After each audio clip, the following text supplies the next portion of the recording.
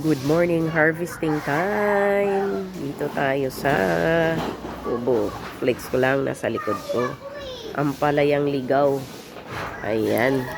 Ito, nakakuha na tayo ng isang pirasong bunga. Mag-harvest tayo. Halo natin sa gulay. Ayan. Ito siya. Ito guys. Oh. Sabi pwede daw gulayin. Pwede gulayin. So, magkuha tayo nito. Ito dahon. Ayan. Mag-harvest tayo niyan. Ito naman yung mga malunggay. Ayan. Kung ano-anong gulay ang ating harvestin sa ngayon. Ayan. Meron din alugbati dito.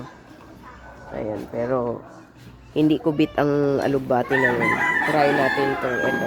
Na-curious ako. So, yun. So, guys, see you later. No? Sa pagluluto. Mag-harvest muna ako. Wala kasing maghawak ng aking phone. So, ganyan tayo. Happy life! Happy life and happy vibes. Thank you for watching.